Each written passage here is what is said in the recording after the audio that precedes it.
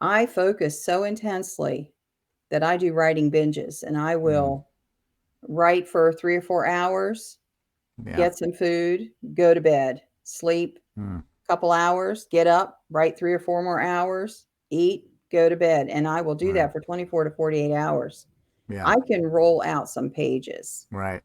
And I found out that if I just stay in it, hmm then the productivity really amps up Yeah. Yeah. instead of trying to break at 5 and come back and catch up where I was before. And Right. eventually, my mind will say, okay, that's it for now. And then, I'll go to bed, sleep for 14 hours. Yeah. Yeah. But I write more than one book at a time. And so I Okay. can take a few days off, go into Right. another writing binge on another project, and so forth. I only work on each project maybe once a week or every 10 days. I don't, Okay. I've learned to respect my energy Yeah. and my mental capacity to be sharp. And I'll get more done if I take off 2 or 3 days between those different episodes, we call it. I think they have Yeah. medication for that, but Yeah. I'm That not was, taking it. yeah. Right. Yeah. It might stop the work. Yeah. Can't have that.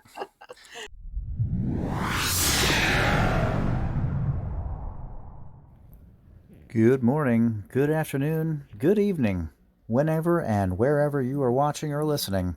This is the Holistic Monitor, and I'm your host, Nick Sconia.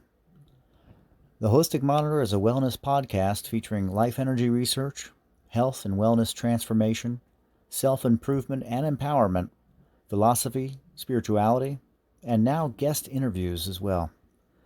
We look forward to your comments on our YouTube channel at Holistic Monitor, and you can also listen on the go with us at Spotify, Amazon Music, Apple Podcasts, and more. And with that, let's get today's show started. Welcome to the Holistic Monitor, where we explore the intersection of philosophy, alternative health, wellness, and spirituality. Today we have a special guest, the award-winning, international best-selling author and ghostwriter, Lana McAra. Not only is she a talented wordsmith, but she's also a spiritual luminary and energy healer with a passion for teaching fiction writing. Under the pen name Rosey Dow, Lana has achieved great success, winning the Christy Award and the Literary Titan Silver Book Award for her historical novel Reaping the Whirlwind, and selling over 250,000 copies of her mystery series Colorado. With 2 new titles on the horizon for 2023, we're thrilled to have Lana join us today to talk about her journey as an author and her unique perspective on health, wellness, and spirituality. So sit back, relax, and join us as we delve into the world of Lana McAra.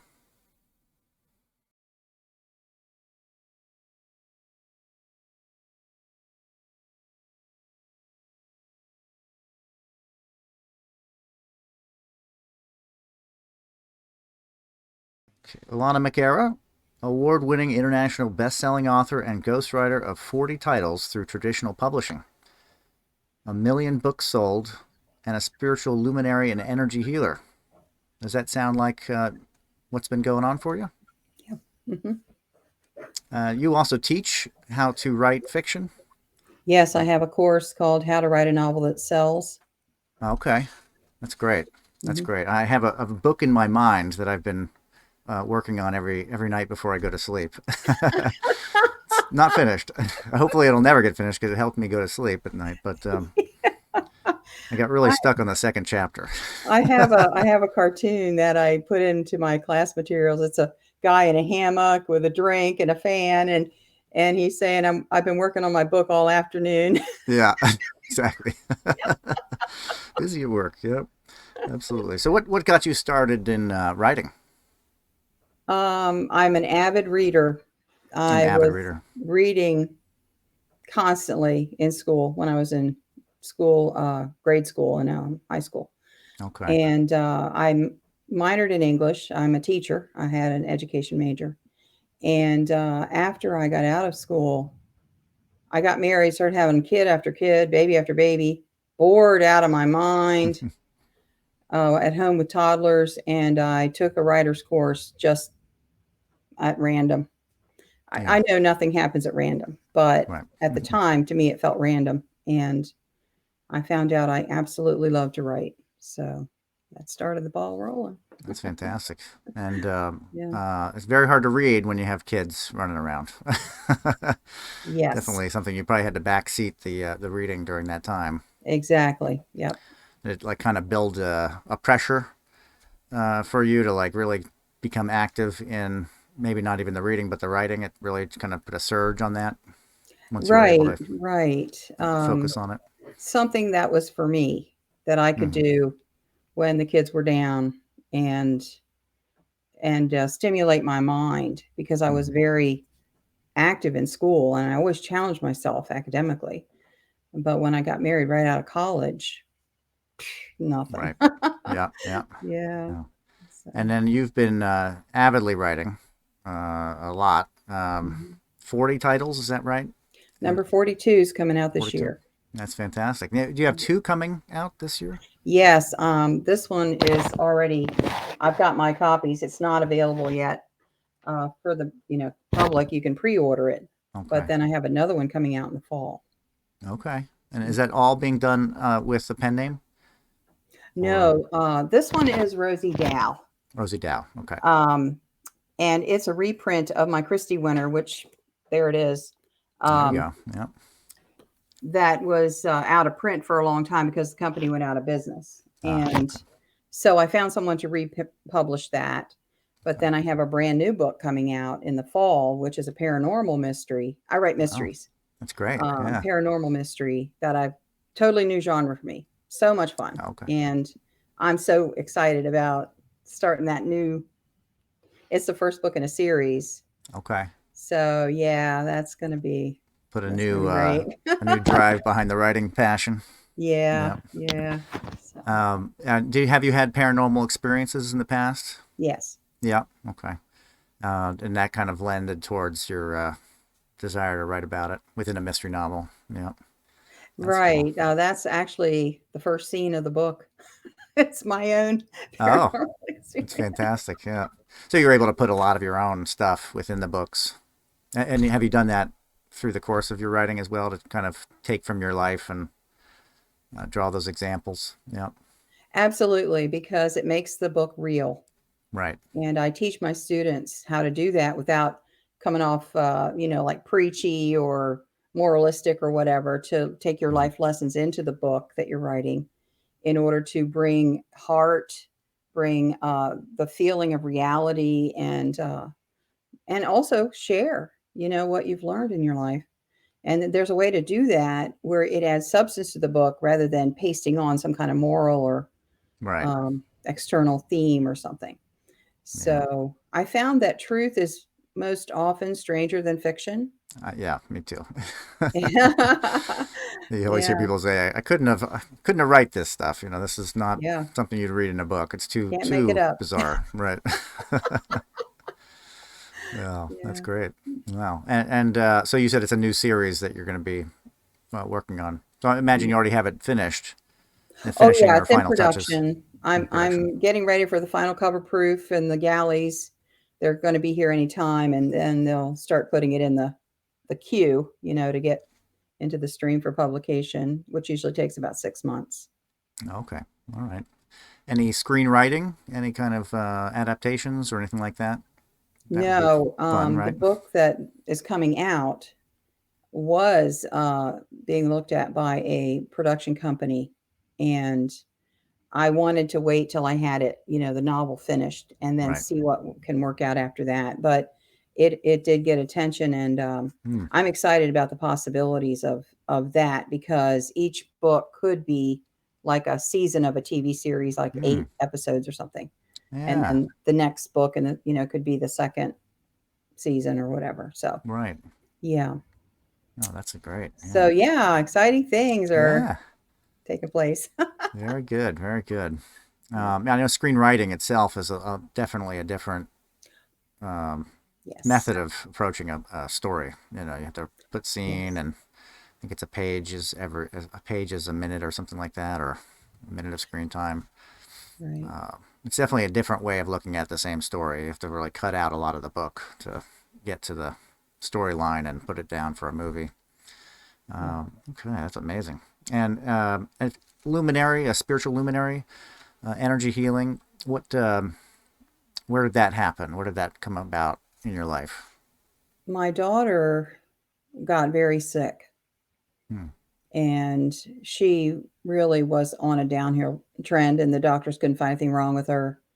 And so we turned to energy healing for Hmm. her, and it was the first time she had any kind of improvement. And so that led us on a journey, because I was a pastor's wife for 30 years. I was not into that at all. Right, right, Metaphysical, paranormal, no, right. wasn't happening.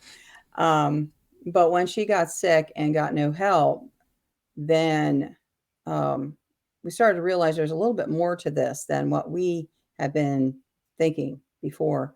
And so one thing led to another, and I found out that I have a gift. I can do this. And Hmm. I've always been intuitive. I've always known things, but I just figured, it's just one of those things. Anybody could do it. I used to say that all the time. Right. And then I found out, no, not It's anybody not can do this. not everybody. Right. And so, yeah, a journey of unfoldment over a period of about 20 years, Hmm. where finally now, which I started having this paranormal experiences, and now I am certified in 3 types of hypnosis. Hmm. That led me into another segment of the subconscious mind, and how this actual physicality in the mind works, really, not Hmm. how you learn in school. Right. Um, and then eventually I realized that, healing is something that is part of my beingness. I am a healer. And also the downloads. Wow. Hmm. Yeah. Insights on various things about trauma, Yeah. how Yeah. to resolve suffering. Why do we suffer? Where does that come from? And how do we live with it? How do we, I don't want to say get over it, but yet manage our lives in the middle Hmm. of all that? Right. Right. So, because I have been through a lot of suffering in my life, and so the downloads just keep coming, and I have a very tiny YouTube channel where it's Okay. kind of like my journal, where Yeah. I just make a video and throw it up there. I've got it now, Yeah. not going anywhere. Yeah. It's yeah. Load I it up. was I was interviewed by Vicky Helm a couple of months ago, Okay. and before we started, she said, I've been going through this and going through this, because we're friends. Hmm. And she said, I know what you are. And I'm like, okay, what am I? And she said, you're a spiritual luminary. Hmm. And I went, oh, Yeah. now that lands, because these Right. insights, they just keep coming. Right. Uh, Yeah. More on the inside impressions. Now, are you yeah. seeing pictures? Are you getting like full, like movie oriented type of flashes, or in what way does the are you getting the inspiration or the illumination, as it were? Usually it's like a metaphor that I Hmm. see. Okay. I see it mentally, inside. I don't see anything outside usually at all, ever. But internally, I just have this picture that comes up, and it's a kind of a metaphor or an example or an illustration Okay. of the concept that is coming into my mind. And then I sit with that and I feel into it, because when my daughter was sick, she and I went on a rampage to learn how to discern truth from fiction. Right. And she was told so many things by so many medical professionals that didn't hold, it wasn't true, it didn't work, and so forth, until they started telling her she needed to see a psychologist. And at that point, I got very angry. Hmm. Um, Totally healthy young woman here, Mm-hmm. and she's not making this up. Um, So we began to go on that journey. Well, when I receive a download, then I sit with it, and I also check into the truth. How, is this true? Is it actually true? Not just something that I got from somebody passing by in a car Right. or Right. mowing my yard, Yeah. because we get stuff from people. Right. Yeah. And once it holds, then I I share it because I feel like this is material given to us to help each other. And Right. I'm not charging for it. I'm not trying to, be any kind of a guru or anything. I just know that when I get some message that helps me, there are a lot of other people out there that need it as well. And Right. I want to share it. Yeah. Yeah, that's fantastic. And what was the energy modality that worked for your daughter? The first one that we tried was the emotion code for her. Hmm. Okay. The emotion code was discovered by Dr. Bradley Nelson, who is a Christian chiropractor. Hmm. And he found that sometimes when his patients would have things being out in their back or their neck or whatever, that there was an emotional cause for it. Right. And Right. then I don't remember what the book said, but he's got a book out called The Emotion Code, which I've bought and handed to people so many times. Hmm. He found out that if you run a magnet over the Hmm. meridians of the body, Hmm. those places in the body that are holding the emotion will release it. Interesting. It's like a Oh, reset, like a yeah. magnetic reset. Right. And so it doesn't have to be a special magnet. It could be the magnet off your refrigerator. It could be Right. any magnet. Hmm. And so we started to explore that and delve into that. And wow, that was Yeah. powerful. Yeah. The second one was EFT tapping. Okay. Hmm. And that opened up a whole world of different modalities then, Yeah. because then my daughter went and became a Reiki master Okay. Yeah. and various different things. And then I went into hypnosis. Yeah. Yeah. Yeah. And hypnosis is a pretty, well, I'd say it's more accepted than a lot of the energy work, energy medicine type of approaches.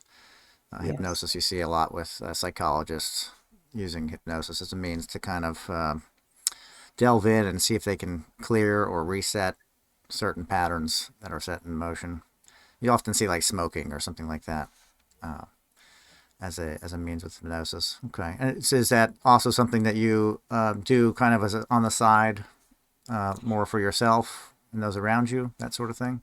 I do have a hypnosis practice. Okay, I just mostly work through referrals. right. I don't advertise or, focus on that much, but Yeah. I do have connections who are coaches. Hmm. Coaches especially Yeah. will have someone who runs into some problem that they can't seem to break through, and then they'll refer them to me, and we'll do 3, 4, 5 sessions, whatever, and then I release them back to the coach. I'm not a coach. I Yeah. don't want to coach. Right. To That's do that. Yeah, that's not my gift, Right. but I've worked with people with a lot of childhood trauma. 100% of my hypnosis clients have anxiety. Hmm. 100%. Hmm. About 80% have depression. And then there are other things that, go along with those problems. Yeah. But the type of hypnosis I do goes into the area of um, metaphors and Hmm. guided meditations that are crafted Okay. to release things in the mind with the client doesn't really know what this is doing, but the mind knows what it's doing. Right. So that kind Interesting. of bypasses the resistance, Yeah. The and it's conscious mind. Yeah. yes, it's generalized enough that what the attention we set intention beforehand of what we're going to work on, and then when it comes to the process, the little story that we Hmm. go through, the journey, Hmm. then the mind will shift that. Right. And then when the person comes back, awake, they feel such tremendous release Hmm. because they did not have that internal struggle. I know I need to let it go, but I can't, Right. that Right. bastard who did this to me kind of a thing. Yeah. Right. Right. Exactly. Yeah. Yeah. They feel a clearing or a sense of a lifting of the weight off of the shoulders. Absolutely. Yeah. It's tremendous. It's life-changing, and the difference, the before and after pictures of people that I've worked with, you hardly recognize this Yeah. sad drawn person at the beginning with this vibrant, just Hmm. glowing person after Yeah. a few sessions. Yeah. It's Well, amazing. anxiety and stress and, well, everything associated with that, depression, it's pretty dark and dour and real, you know, it definitely presses down. It's a lot of pressure on a person Oh, yeah. to get trapped into that kind of circular thinking and emotional pattern. Yeah. To have that released is, just a bounty, on a day. It would just completely change your day. you know, you walk into a session, come out on sunshine, you know, going in clouds. That and hypnosis, you often hear that it kind of eliminates the block without the person even knowing what's happening. Hmm. Do you find that you have repeat, like they need a reset again along the same lines, or are they kind of running on it for the foreseeable future as far as the new program or the new mindset? When we finish our series of sessions, whatever that issue was never comes back. Never comes back. There Yeah. might be other ones Right. because you're skimming off the surface and then other stuff will come to the top. Yeah. So there might be some other things. And then I've had people come back. I had this one person come to me who had a lot of anxiety about driving over bridges Mm, and some other things, especially around driving. Um, driving. Okay. so when we cleared off that, he was great, but he said, I am a stock trader. Mm, And can you help me be a better stock trader? Like, absolutely. We can put in some skills and increase your skills. It's mm, not just about taking out the bad stuff, it's right. also about putting in the good stuff. Mm-hmm. And we did work on that. And he came back about a year later and he said, hey, I'm number 2 in the country. Can you do another one? Maybe I can get Wow. to number 1. Wow. That's amazing. That's fantastic. Oh. Yeah. Oh my. Well, did he come back and hit number one? He never told me. He He didn't never come back. come. So maybe, Yeah. Oh, that's great. Yeah. Well, then you ask him, hey, now write a book. Get to the next step. Write Right. about it. Put it down on paper. Yeah. I Yeah. found that there's a lot of really great energy release from composing work on paper, like to write. Typing is good. I find that writing for me was always something that was it was just a method of really releasing some kind of pressure within me that was I didn't even know was built up. But the feeling was so good to get it out that it was wouldn't say addicting, but felt very necessary to do the release, as it were, as far as writing out something. And if it turns into a book at the end, great. And if not, then the whole point of it was really to just get that energy out and to release it. Do you find that you have that kind of same effect even with those that you teach? Oh, The yeah. Yeah. Yeah. It's different people have different ways of approaching it. For me, I would do a little YouTube video, put my idea out there in video form, Mm, but I have a notebook, of course, for ideas, right. book ideas, and those things will also go in that for so I can catch it. I feel like I'm catching fireflies, if I Yeah. don't get it now, Right. it's They leaving. they do, right? Exactly. Yeah, yeah. So, Okay. Yeah, I know when I wake up in the morning, I typically try to like wake up before my alarm by a few minutes so that I have some time within a lucid space to think about the day coming ahead. Some of my best ideas are right in that time, and sometimes it forces me to like just get up because I got to write them down. I've got to put it to paper so that it doesn't get lost because it will. It'll get lost in the shuffle of the day. But that time period is very valuable for the creative process for me in um, kind of getting through blocks that I might have within my creative writing or creative space. Do you have like a kind of a ritual like that or a method that you use to open yourself up to get ready for the writing process?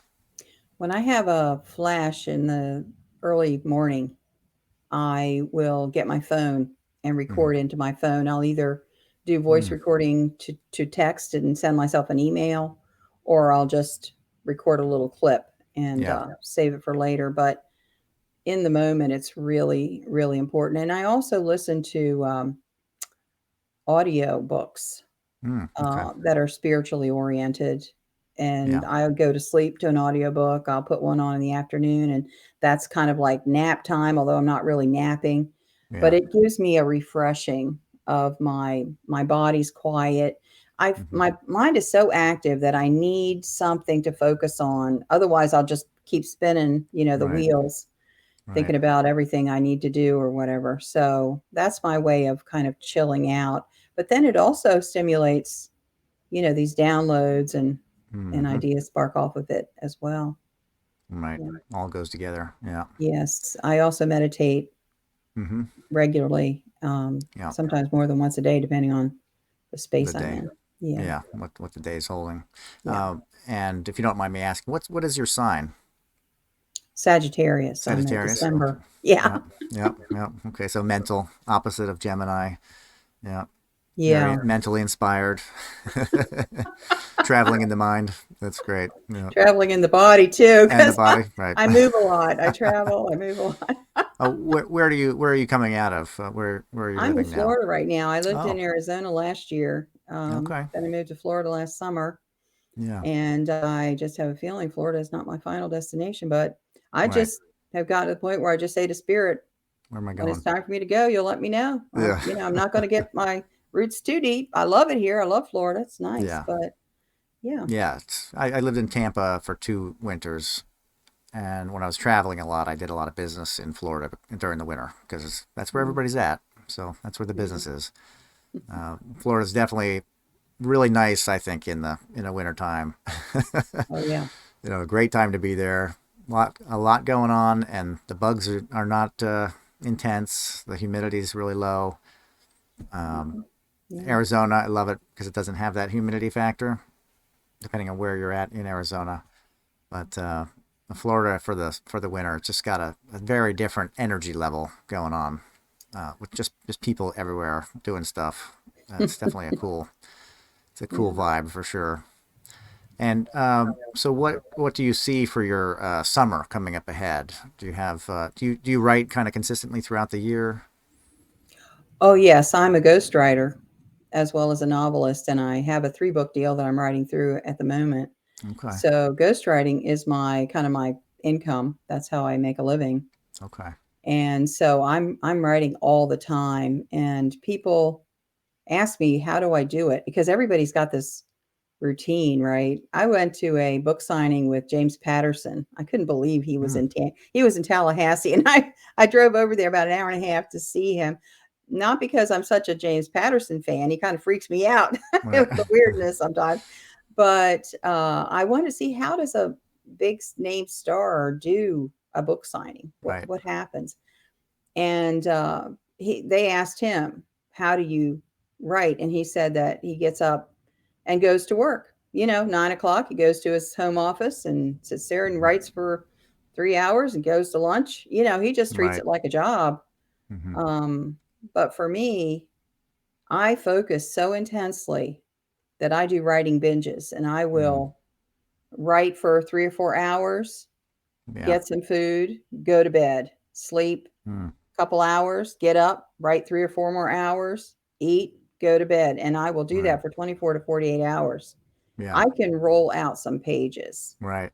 And I found out that if I just stay in it, Hmm. then the productivity really amps up Yeah. Yeah. instead of trying to break at 5 and come back and catch up where I was before. And Right. eventually, my mind will say, "Okay, that's it for now." And then, I'll go to bed, sleep for 14 hours. Yeah. Yeah. But I write more than one book at a time, and so I Okay. can take a few days off, go into Right. another writing binge on another project, and so forth. I only work on each project maybe once a week or every 10 days. I don't Okay.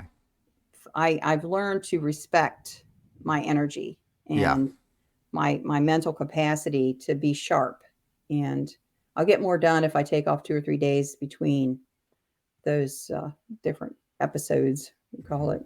I think they have Yeah. medication for that, but Yeah. I'm That not was. taking it. Yeah. Right. Yeah. It might stop the work. Yeah. Can't have that. There was I don't know if it was a physicist or a great thinker of sorts that had some kind of prescribed way of approaching sleep. Might have been Tesla or Einstein or somebody like that, where they did like a 4-hour stint, then a 2-hour nap, and a 4-hour stint, just so that they could maximize their routine and get into that zone, but not lose it by getting too much, like getting wiped out by a whole day of sleep or something like that. It Yeah, sounds it very was similar to what Edison. you're kind of accessing there to try and Yeah. get as much in a 48-hour period as possible. Yeah, it was Without that. Edison. Edison did that. Edison. Okay. Mhm. Yeah. Yeah. Somebody. Somebody did it back in the day. Yeah. Do you have any kind of pitfalls that you hit with the industry of writing? Anything that's that you find as a problem when it comes to the industry itself, accepting the work, or the process of getting the work out there? Are you running into any kind of pitfalls of that sort? Back in the day, when I started writing before print on demand and Yeah. before Facebook, Right. my first book came out in 1996. Oh, okay. So before that, even after that, up until around 2003, there was no avenue for self publishing that was respected. If Right. you did venture into self publishing, you were blackballed by the industry and you would never publish a book with a traditional publisher again. Mm. Mm. And so my first book was rejected 19 times. Wow. I kept knocking on doors for more than a decade Mm. because, for one thing, I wasn't in a location where I was around publishers a lot, Right. but also I was teaching myself how to write. Some of it was just my own learning. Yeah. But today, it's flipped. The opportunities are so Mm. broad Yeah. that there's too much Right. to sort through. And the other piece of it is the big name publishers, the New York publishers that everybody wants to get into, they are not considering anyone who's not a celebrity, Mm. who has less than 500,000 Mm. followers on Facebook Right. and TV Influencers. presence and all of this. Wow. They do not Hmm. care how good the book is. They don't Yeah. care how many people want it. They are not going to address anyone Yeah. with less than 100,000 on their mail list. I Wow. mean, we're talking about major players Yeah. that are getting those book deals. But here's the good news. There is a type of publisher that has come forward now that is serving the mid-list people who can't get into the big boys. Yeah. And so I call them hybrid publishers, but there are a lot of different names for it, Yeah. where they actually act like a traditional publisher. They create the cover, they do the layout, they do the marketing, Mm. cover copy, back cover copy. All those things are super important. Yeah. And yet they also have to be, you have to submit and get accepted, but they ask the author to contribute. It's Mm. going to cost anywhere from $2,500 to $6,000. Right. And sometimes they will deliver that in copies, free copies, after free Mm. copies you paid for, Mm-hmm. but Yeah. Free after you pay. after you pay. Yeah. Um, and the most of the time, the author retains the rights, which is Mm-hmm. important. Yeah. So these hybrid publishers are amazing. And that is who is putting out my book in the fall. Mm. And what I found, and also this one here that is coming out in June, which I have the copies for already, um, is also a hybrid that wants a little investment.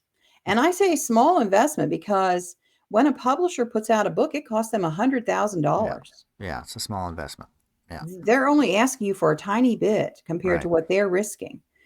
So the what I'm finding is that these publishers are so helpful. They want their authors to succeed. In my experience with a traditional publisher back before 2009, which was Mm-hmm. the first 20 books of my Yeah. career, they provided nothing for Right. marketing. Okay. They put the book in their catalog. Mm. If they liked you, the representatives would talk to bookstores about putting you on the shelf. If they Right. didn't like you, you weren't on the shelf. Who knows Yeah. why? It didn't, Right. seem to have rhyme or reason. Yeah. And that was it. It was up to the author to get out there and scrape and scratch and try to Mm. figure out how to sell books on their Mm. own. But these Interesting. hybrid guys, they're training, they are doing networking, they're providing opportunities, they're out there pitching the book themselves.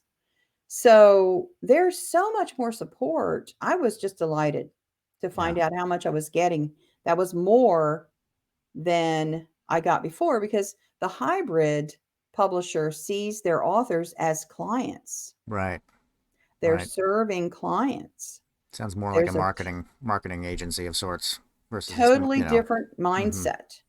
Yeah. And so, and the royalties that I got back in the day was somewhere between 10 and 14%, Mm. where I'm getting 25% with a hybrid. Right. And that is amazing. So Yeah. I really encourage when I'm ghostwriting for someone who has a really strong book, a strong message, because I ghostwrite nonfiction primarily. I do a little fiction ghostwriting, mostly it's self-help, business books, and so Mm. forth, Okay. to address these hybrid guys because the books look professional. Right. It's not a homemade job. It's wonderful. And the support is great. And there's all these upsides to doing business with these people who want you to succeed rather than just doing some kind of makeshift cover and throwing it up on Amazon on your own. Right. Right. Yeah, Which is totally different. doable as well, but Yes, depending on then what you you're want. relying on Amazon to do their marketing magic, which is not much as well. You got to pay for all that as well if you want to really push it. Yeah. Yes, yes. The Create Space or the KDP or whatever it is. Right, right. Um, yeah, that's something. Well, and that's quite a hurdle. And a big change, though.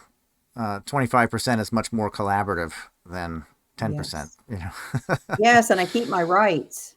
Then you keep your rights, which is important. Yes, Right. yes, because I have Yeah. some books that are not in print, but the publisher still has the rights. And Okay. I can't get them Can't do back anything about it. without actually, looking at contracts and talking to people. It's a process. And yeah, And my book, paying. Colorado, sold 250,000 copies.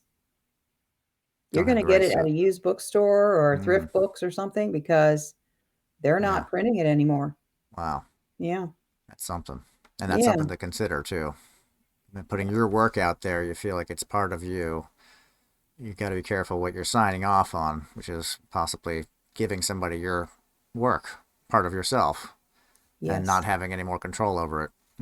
It definitely looms as something to be wary of in a contract. And it's, again, contracting. That's definitely, you got to keep an eye on what's being said and how it's being said and where those, where the credits are going, who's publishing, who's allowed to publish. You said you had one publisher go out of business. Is that right? Yes, the one that published this was a different one Okay. than my other books. This was Yeah. a unique publisher, so it's the only one that was affected by that, but the other Hmm. one's still in business. Other than some business. So if they went If out they of were business, you'd be if they able were out of business, I'd be okay. to, yeah, you'd get your rights back basically on Yeah, your own work. yes. Imagine that. Oh, Yeah. that's something. There And there are there are reasons to go for traditional publishing, and so I'm not saying no one should ever do it. yeah, But, if you are starting out, even if you have a couple books done, right. consider carefully what you're doing. Yeah. I once I hand wrote a book, first draft I hand wrote, and then I got a typewriter and I typed out the handwritten part. The first book was great. It was hand done. I thought it was great. It was a fantasy story, and it was, I don't know how long it was because it was handwritten. So I thought I'll type it down. I'll type it onto paper and we'll see where it's at. And as I was typing it, the story started to morph and change and drift apart. It was a two-story. It was two stories that were kind of going at the same time, and they were supposed to, meet and then separate in the storyline, the two different story branches. And while I was typing it, they diverted so far away from from where I had originally had drawn it out that I thought, oh, the end isn't going to make sense anymore. Nothing's going to work anymore because I've just taken the two stories in completely different directions than original. And I ended up putting it all together. I was very happy that I did it. Again, it was it was a good medicine for me to be able to do that and put the work down and get the energy out of myself. But I ended up putting it all together and burning it and saying, "Oh, forget it." Oh, oh no. Yeah, then I felt bad a couple years after that and started to try and write again. And that book is where I'm still at. And I got the first chapter, second chapter, I got stuck for just a little bit. And then I made the mistake of seeing Harry Potter. And my second chapter is very similar to that storyline, that whole storyline.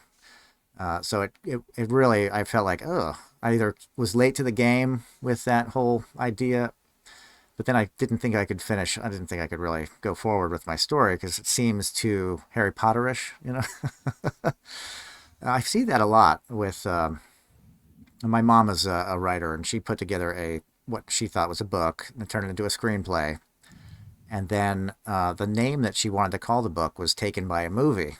And she thought, oh my gosh. So she had to almost reformulate the whole idea of the story because the name was taken. And I don't know what kind of effect that has. I don't know if you start yourself with inspiration on a name or, what draws you towards a story in writing about it, or if that's ever happened to you where, your focus was shifted while writing the story or after it was finished or something like that. Has that ever happened to you in your writing? Is that a common thing? Yes, and not to get too esoteric, but there is such a thing as collective consciousness, and sometimes Yeah. that's why I say I want to make sure what I'm getting is truth, not something that's coming down from someplace else. Right. And I have run into that as well. But what I did was I put together a system to capture the ideas and corral them so that I am going from chapter 1 to chapter 20 or 30 or whatever with a systematic approach so that I can keep my mind from taking me off tangent and heading up somewhere that's going to derail Right. my idea. So that is how I can make progress because I found that I was doing a lot of rewriting, throwing stuff out that I worked on for days. Yeah. No, I'm not working like that. So if I have ideas that are a tangent, I'll note them down to keep them. I don't want to lose that. But for whatever the book is I'm working on, I have a process and a plan so I can get this work done. I approach my writing just like I was a plumber trying to put fittings into a house.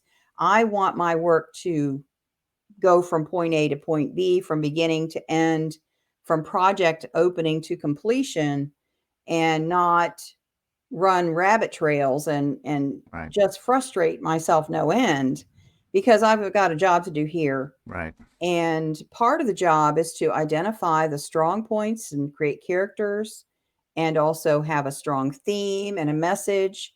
So it's not taking away my creativity at all. It's just that the creativity happens at the beginning in the mapping, in the conflicts, in the setup, and how the story unfolds. In the middle, there's going to be a big shift and so forth. And how I work all that out at the beginning, it might take me 6 weeks to map it. But then when I have it and it clicks and I know I've got it now, I've basically written the story in my head now and I've got it nailed down. Now, if I get to chapter 10 and one character starts to act up and doesn't want to do what I want him to do, Right. then I have to go back and readdress, right? Yeah. But it's character driven, not just my brain. My creative brain is going to just go off from here to Mars. And next thing I know, I'm trying to reel it back in. Yeah. So that outline, definitely having a concrete outline Yeah, Yes, and that's and what happened was the character in my second line story was varying greatly from deviating from the story, basically, mhm, in the mhm. story. It's really interesting to see it happen. Uh, it's like, wow, this isn't turning out the same. Sometimes those guys, they do a war hoop and head off the reservation. So your outline will prevent that escape, basically, of For that the most part. of that For creative the most part, entity yeah, of sorts. Okay, yeah, for the most part, yeah. right? And so you do like an outline, and then you'll do like a first draft run, or you'll do each chapter, each section, that kind of thing. I have a chart. I've got tons of charts, which is Okay, part of my course. I teach people how to tradecraft use my here. charts and get their system. Yeah, But whatever works for them, they don't have to use mine. right. But in the chart, I have columns, and each chapter has 3 boxes, and I plan 3 scenes per chapter. Now, sometimes it's only 2, Mm-hmm. depending. But then I have like a graphic vision of the story with a plot paradigm. So I know that by chapter 3, I've got to have a strong inciting incident that's going to keep people reading. Because The if hook. they're not committed to reading the book by chapter 3, I'm going to Mm, lose them. But I right. don't want to lose them. So I'm Yeah. going to put in something really exciting in Right. chapter at the end of chapter 3. So those kind of high points I plan for, but then the storyline will rise and fall, with high action and reflection and so forth Yeah. as we go through, and then putting the characters in there to make sure that they're learning their lessons, going through their trials Mm, on top of the events. What event would make him be introspective about his childhood? Because he needs to deal with it. And so I'll think right. of what that could be, and I'll plop that in chapter 6 or chapter 8 or whatever. Right. So I have a rough idea. Sometimes when I look at that chart, the boxes, what's in the box will compress so that it isn't even a separate scene. It's just a little thought that comes up in someplace else. Mm, And some mm-hmm. of them will expand where, somebody else shows up, and now we've got 3 people in this scene, and Right. it's bigger than I thought. So I allow it to morph and Yeah. flow, but I still have a kind of a outline overlay that I know where Yeah. I'm heading, what needs to happen to make this character arrive at his changes, Right. insights, and also solving the exterior problem that, he's dealing with. So you Right. have the Right. internal conflict as well as the external conflict. So that's when I won the Christy Award in 2001, Mm, I was inundated with writers, mm, novelists that were trying to get published, and they were coming to me for help. And I even had the publisher referring people to me. I wow. was like astounded. And How about that? because I'm a teacher, I thought, well, I'm just going to create a course because I can Mm, teach 30 people at once, and I don't need to be dealing with people individual. I just don't have right. time for that. And so I taught that course for about 8 years. And then I got a divorce. I shut everything down. I had to figure out what I was going to do with my life. And this spring, I just brought the course back. Okay. Well, It's that's live great. again. I'm so excited. I feel like it's a part of me that was just sleeping for Yeah. the past 10 years. And now I'm back in my element because I Mm-hmm. love to teach. Yeah. I really enjoy that. And also teaching people how to bring their life lessons forward into a story that touches people and helps Yeah. them. Right. That's huge. So, It's yeah, healing. It's very healing. oh, Yeah. yes, it's cathartic. Yeah. So, in my book that's coming out in the fall, I had a paranormal experience Yeah. where I moved into an apartment, and I was trying to put up a curtain rod, and I couldn't get the screw to go in. And I Mm, had an electric screwdriver. I was up there on my ladder. I'm only 5'2". I mean, I've got to climb. I'm precarious. I'm a yeah. little insecure, trying to push up there enough to get this to go. It wouldn't go. It was hitting something yeah. behind there, I guess. And I'm thinking, a screw. Are you kidding me? I'm going to have to get a Right. handyman to come in here for a screw. And all of a sudden, I felt this warm presence around me. I Mm, felt my father's energy. My father died in mm, 2007. okay. And I felt my father. My father was a carpenter, he was actually a licensed electrician, plumber, the whole deal. He could Mm, do everything. yeah. And I felt energy coming into my right shoulder, and the screw just went in. It was Wow. coming from up here. I was pushing with my wrist. Wow. All of a sudden, it went right in. That's And I amazing. went, whoa, what That's just great. happened? I mean, that kind of shocked me. I got off the ladder and I sat down and I went, oh my goodness, what happened? Wow. That is But wild. Yeah. yeah, that was the first time I had felt his presence at all since he passed away. Oh, okay. And I Yeah. think that was in 2018 or somewhere around there, 17, 18. Hmm. So I needed help and I was frustrated and I called out, please, Yeah. I need to get this. But I was actually praying to God and my dad showed up. That's fantastic. Yeah. So that's the Oh, first scene of the book when okay. she realizes that her father is around. Yeah. Yeah. Yeah. Very interesting. So that's how that storyline starts in a way. Yeah.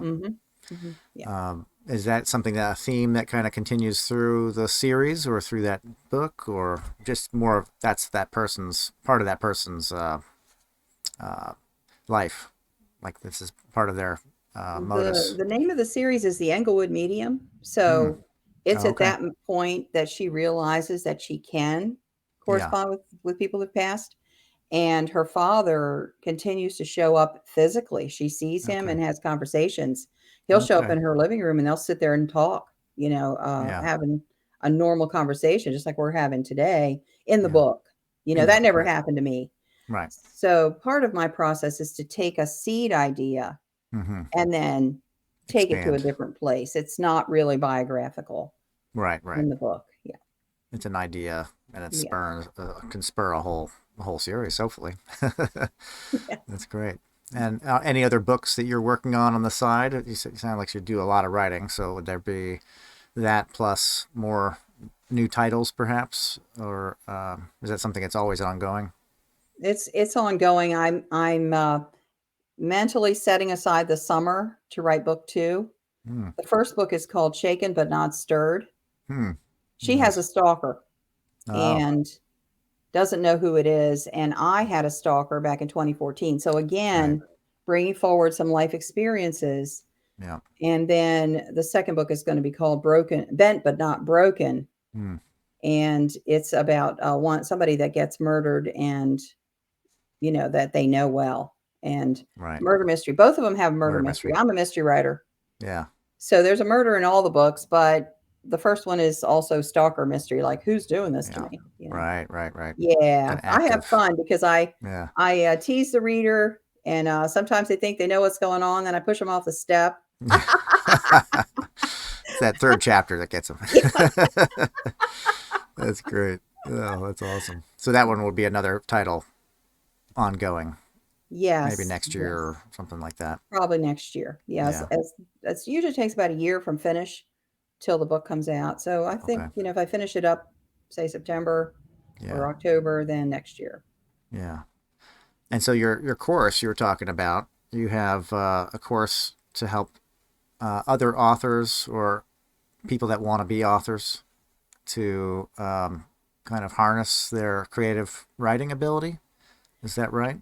Yes, it's to provide training on how to create realistic characters, Hmm. how to create a plot that works, how to use setting and Mm-hmm. dialogue to forward the story. And then it's also about systems to make it faster and better. So it's not just about being faster, it's also about writing better. Right. Because when you have a plot paradigm to work off of, then you're hitting the notes Mm. that people expect in a story, Yeah. publishers expect, readers expect. When you write a novel, there is kind of a pacing and a rhythm to it, Yeah. high points and tension, high tension, Mm-hmm. and then reflection and quiet and conversation, how to do that. And Mm. also, so many things about taking your main character from the beginning where they're troubled, have this past going on, take them through a problem, come out at the end better, Mm-hmm. wiser, more prepared. There is actually a character development process that I teach, how do you bring them through these stages of Yeah. change? They're not going to change like this. People don't do that. They don't wake Right. up this day, the second day, and they're totally different person. No, they Yeah. have this experience and that experience and this experience, but it's leading them on a journey Right. to, the end. And how to write an ending that's like killer Yeah. ending, where the worst thing that could ever happen happens, and then they figure it out, and then you're Yeah. going, yeah, they figured it out. And so you end the book on a high note and feeling so good about what you've experienced. And you've also had some learning and some personal development yourself, insight yourself Yeah. from the Yeah. book, from the storyline. Mm-hmm. That's what makes a blockbuster novel. That's what makes a blockbuster movie. Right. So that is what I'm teaching from Okay. my own experience. As now my books are selling, I've sold about 1 million. I learned some things over the past 30 years, and I've created some systems, and I'm pouring all of that into these 8 modules. It's an 8-module Mm. course. Okay. We meet once a week for 8 weeks. Mm. The classes are about an hour and a half, 2 hours long. We stay until the questions are answered. Then we have a Facebook group for other helps in the middle of the Yeah. week. I had people getting published before they finished. I actually had trouble getting them to finish. They would be emailing me and saying, "Oh, I've got a contract. Now I can't finish. Wow. I have to write this book. I have to get busy." And I'm like, "No." Oh my gosh. Yeah. Follow the steps. So Oh my. yeah, it's really it's been fun. I've been percolating this in my head for 5 years. Like, I've got to bring this back. I've got to bring Yeah. this back. And I've never had really a space to do it. Right. And because of, the big C19 word, I have had Mm. more time, and Yeah. I've had the ability to focus. And it's been, for me, in this life I'm living here, it's been a boost for me to have time Yeah. to get this stuff rolled out. So the course is at howtowriteanovelthatsells.com. Okay. I'm running it right now. I'm in week 2 of the 8 weeks.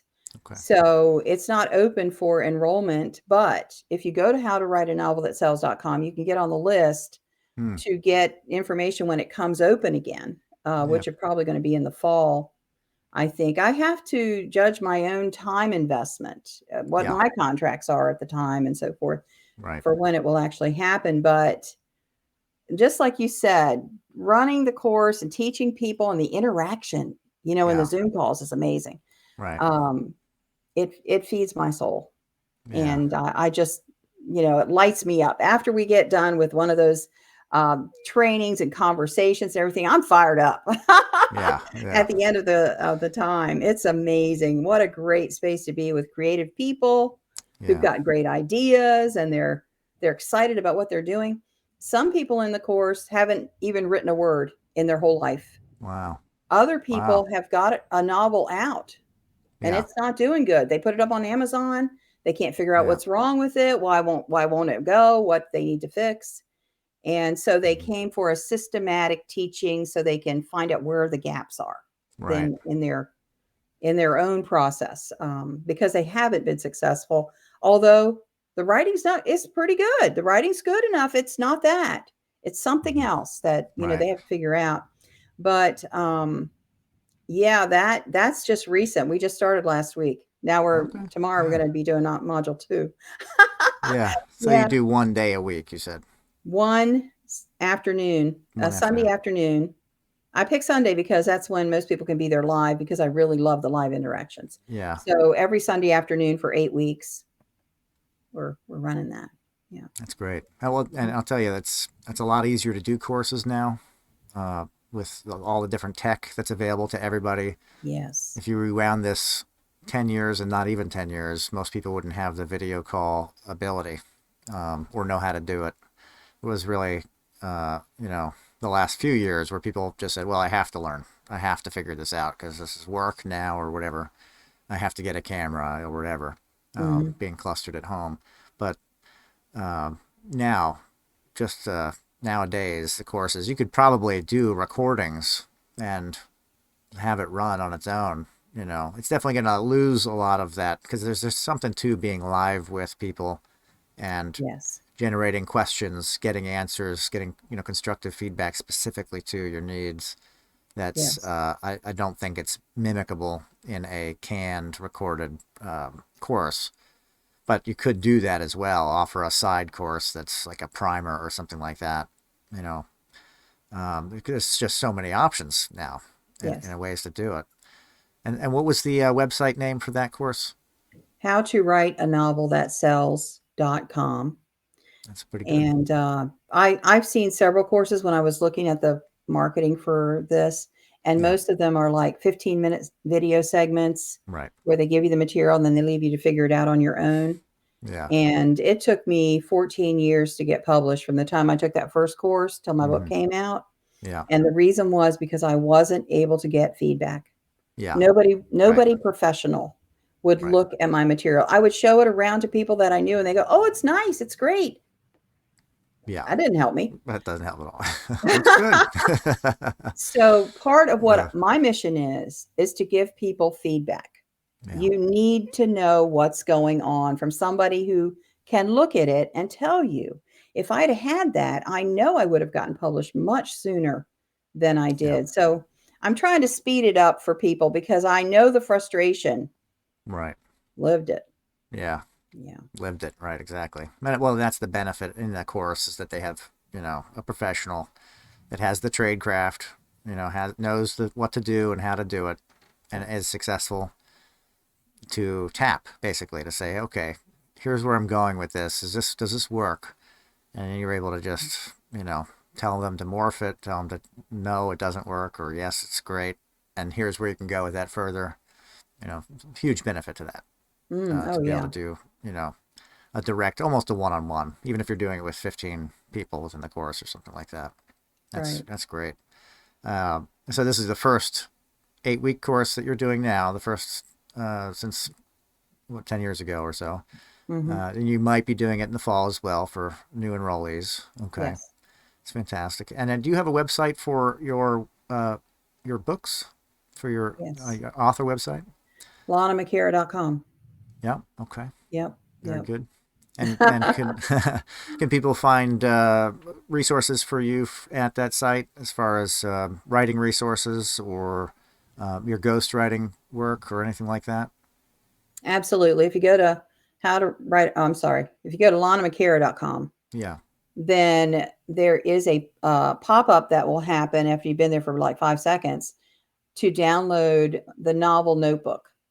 The Mm. novel notebook is an ebook and a video that tells you how to put together an actual three-ring binder Mm. to capture your novel ideas and to keep things organized for yourself so that when you're in the middle of the process, because the novel is hundreds and Mm. hundreds of details. Right. So this is to help you get organized so that you can, number one, capture the ideas, but also access them quickly, which is Yeah. part of my big deal because I want to be able to find it and move on Yeah. without having to scroll through, find and replace, look, Right. look, look. Like storyline, Yes, characters, character development, that sort of thing would all be in yes, there. Easy access tabs, maybe, or something like that. right. Okay. There's different sections for setting, character, plot, Settings. and Right. so forth. Yeah, Yeah. Wow, that's amazing. yeah. Yeah. And hypnosis, that doesn't play a part in the website at all. That's definitely word of mouth on the side kind of project that you do. There is a tab at the top, a link at the top that says healing. Hmm. And if Okay. you go to that tab, there's more about it. There's also tons of testimonials from people who've worked with me. Yeah. And if someone is interested in that kind of help, then my email address is right there Yeah. on the website. Just email me, Yeah. and we will have a Zoom call to see if it's a fit. Because Yeah. I accept my hypnosis clients based on whether I can help them or not. I don't just take anybody randomly. If I can't help you, I'll find someone to help you. I have Yeah. tons of resources for that. But I want to know that the person I'm working with will benefit from it and be able to go through the hypnosis process safely and Hmm. all of that. So there is just a short phone call, maybe 10 minutes, and then we'll see, if I can connect you with somebody else, or maybe I can do it. Maybe it'll be fine. Right. So Right. that's how I work with the hypnosis. Yeah. Yeah. That's great. Yeah. Any advice for listeners out there that want to start their project on writing? A really wise person said to me, or in my hearing, I don't think it was to me, it was a seminar or something, that a first draft doesn't have to be brilliant. Hmm. It just has to exist. Hmm. I would sweat over my first draft so much Hmm. and erase and throw away and stuff like that. But he said, if it's not written down, you can't fix it. Right. Just get to the keyboard, get it out, Yeah. write it, whatever version it is, like it or not. Once you have a draft, then you can go back, dissect it, shuffle things, fix it. You've got something to work with. As long as it's just in your mind, you can't work with that. Right. Put it out there and then go to work. Yeah. So that changed my whole life Yeah. as far as my writing career because I stopped second guessing myself, Hmm. critical, editor in my head. All that went away because, hey, if it's bad, I'll find out about it later. Right now, Right. I'm just getting it out. Right. So really, it's to take the first step, Yes. move forward, put it Right. to paper or however, Yeah. put it to the digital, put it online or however you do it. Um, I think there was a book that was put out that was called, and for me in my head, it's helped a lot to kind of, just start doing something. And it's just right, just right, Mm, just right. Doesn't matter great what it book. is, just do it. Just seems very much along the same lines that I guess that's a stumbling block that a lot of people have is Yes. just doing it, just Yes. making the motion and begin to put the words down. Yeah, and it doesn't really matter. But if you don't have anything to look at, you don't have anything to look at.